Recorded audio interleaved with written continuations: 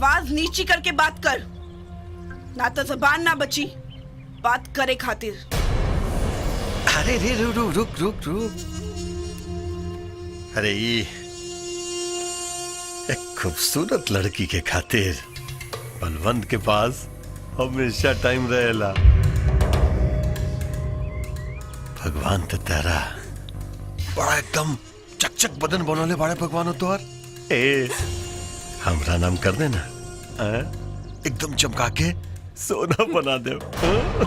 घर के कोना कोना छुपेला ढूंढ ले, काहे कि शहर के हर कोना पर तो हर मौत के तारीख लिखा गइल बा। अरे के भी आई रे? ए अरे हमरा से क्या दुश्मनी है तोहर? इंस्पेक्टर धर्म के मौत। भाई रहल तोहर? ना, हमार पति। इन्हों के इनके पति के पास भेज दो, सुहागन हो जाए है। ना, ऐसन गलती मत करी हा। काहे की रिपोर्ट लिखा के आइल बानी। पुलिस के डंडा कहाँ से घुसी और कहाँ से निकली तोहरा के पता भी ना चली। गिनती सही से गिनी हा, काहे की तोहार उल्टा गिनती अब से चालू हो गई बा। हाँ। ये फिर एगो मुसीबत।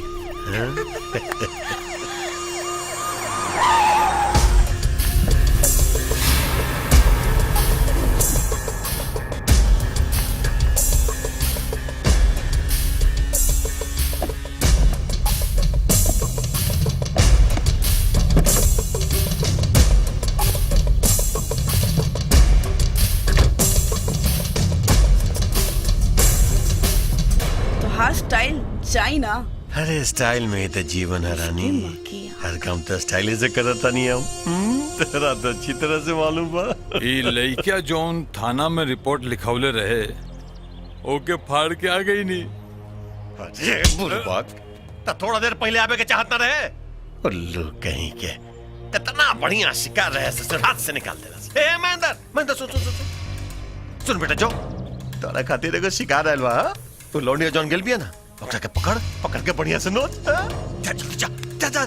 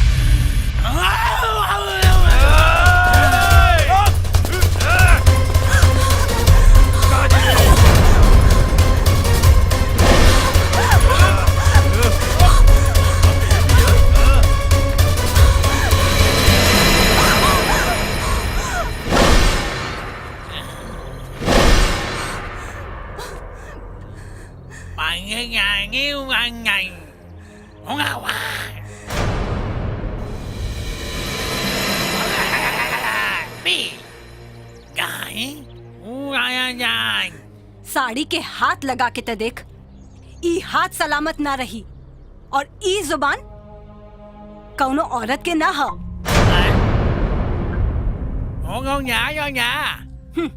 हमार प्यार के यार बा, जौन अपने दोस्त के बेवा के सम्मान कब्बो न जाए दी।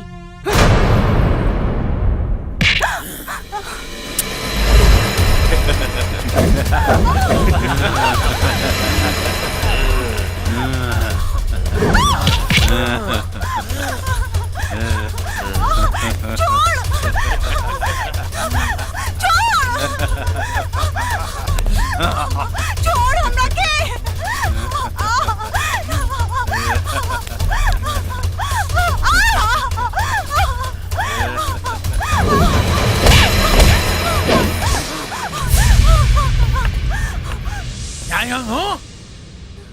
सुतल शेर के जगा दिहला सन, ओकरा से बैर बड़ी महंगा पड़ी।